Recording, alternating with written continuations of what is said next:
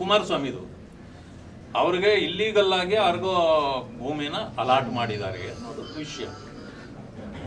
ನೀವು ಕೊಡಬೇಡಿ ಅಂತ ನಾವು ಹೇಳೋದಿಲ್ಲ. ತಪ್ಪು ಯಾರೇ ಮಾಡಿರಲಿ, ಬಿಜೆಪಿಯವರು ಸೇರಿ ಅದನ್ನು ಕೊಡಬೇಕು. ಆದ್ರೆ ಇದು ನೇರವಾಗಿ ತಮ್ಮ ಫ್ಯಾಮಿಲಿನೇ 187 ಕೋಟಿದು. ಇವರು ಇದಕ್ಕಿಂತ ಏನ್ ಬೇಕು ನಿಮಗೆ ನಿದರ್ಶನ? 187 ಕೋಟಿ ಇವಾಗಲೇ ನೀವು ಇದನ್ನ ಮಾಡಿ ನುಂಗ್ಬಿಟ್ಟಿದ್ದೀರಿ ಅಂತ ನಾವು ಕೇಳಿದ್ವಿ. ಅದಕ್ಕೇನು ಹೇಳಿದ್ರು? ಇಲ್ಲ ಅಂದ್ರ ಇಲ್ಲ 187 ಅಲ್ಲ, ಬರೀ 87 ಅಂದ್ರು. ಅಲ್ಲಿಗೆ ನೀವು ಒಂದು ರೂಪಾಯಿ ಆಗ್ಲಿ ಇದಾಗಿರೋದು ನಿಜ ಅಂತ ಮುಖ್ಯಮಂತ್ರಿಗಳು ಒಪ್ಕೊಂಡ ಮೇಲೆ ಇನ್ನೇನ್ ಮಾಡ್ಬೇಕು?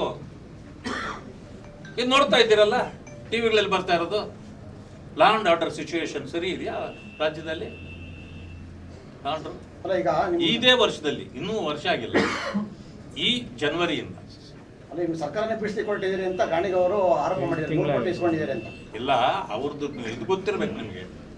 ಸರ್ಕಾರ ಬೀಳ್ತದೆ ಅನ್ನೋದು ಗ್ಯಾರಂಟಿ ಆಗಿದೆ, ಅವ್ರಿಗೆ ಬೀಳ್ತದೆ ಅನ್ನೋದು ಗ್ಯಾರಂಟಿ ಆಗ್ಬಿಟ್ಟಿದೆ. ಅದಕ್ಕೆ ಇವಾಗ ಅವ್ರೆಲ್ಲಿ ಹೋಗ್ಬೇಕು? ಎಲ್ಲಾದ್ರೂ ಒಂದ್ ಕಡೆ ಹೋಗ್ಬೇಕಲ್ಲ. ಅದಕ್ಕೆ ರೇಟ್ ಫಿಕ್ಸ್ ಮಾಡ್ಕೊಳ್ತಾವ್ರ ಅವರು.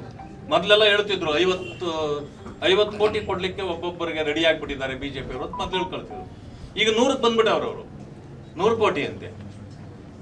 100 ಕೋಟಿ ಅವ್ರ ರೇಟ್ ಅನ್ನು ಹೆಚ್ಚಿಸ್ಕೊಳ್ತಾ ಇದ್ದಾರೆ ಹೊರತು ನಮ್ಮಲ್ಲಿ ಅಂತದ್ದೇನು ನಡೆದಿಲ್ಲ.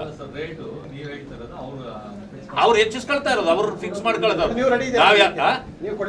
₹1 ಅವ್ರು ಬೇಕಾಗಿಲ್ಲ. ಅವರು ಯಾಕೆ ಗೊತ್ತಾ? ನಮ್ಮ ಪಾರಿವಾಳಿಗಳ ಜೊತೆಯಲ್ಲಿ ಕರಿ ಕಾಗೆಗಳದೇನು ಕೆಲಸ ಇಲ್ಲ. ಅವರು ವೇಷ ಹಾಕೊಂಡು ಏನೋ ಬೂದಿ ಮುಚ್ಕೊಂಡು ಬಂದ್ರು, ಮಳೆ ಬಿದ್ದಾಗ ಗೊತ್ತಾಗ್ಬಿಡ್ತದೆ ಯಾರು ಕಾಗೆ ಯಾವುದು ಪಾರಿವಾಳ ಯಾವುದು ಅಂತ. ಅದರಿಂದಾಗಿ ಯಾವ ಅವಶ್ಯಕತೆನೂ ಇಲ್ಲ. ನೇರವಾಗಿ ಅವರು ಸರ್ಕಾರ ಏನಾದರೂ ಬಿದ್ದರೆ ನಾವು ಚುನಾವಣೆಗೆ ಹೋಗ್ತೀವಿ.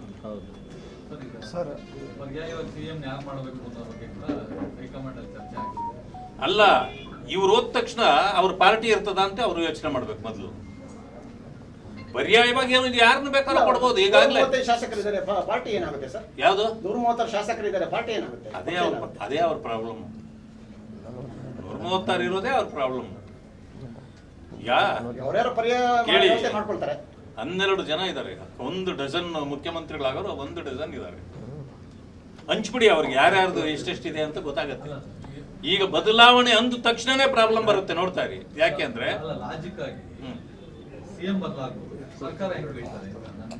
ಅದನ್ನೇ ಹೇಳಿದ್ದು. ಎಷ್ಟು ಜನ ಸಿಎಂ ಮಾಡ್ತೀರಿ ನೀವು? 1 ಡಜನ್ ಇದ್ದಾರೆ. 1 ಡಜನ್ ಈಗಾಗಲೇ ಬಟ್ಟೆ ಹೊಲಿಸ್ಕೊಂಡಿರೋರು ಇದ್ದಾರೆ.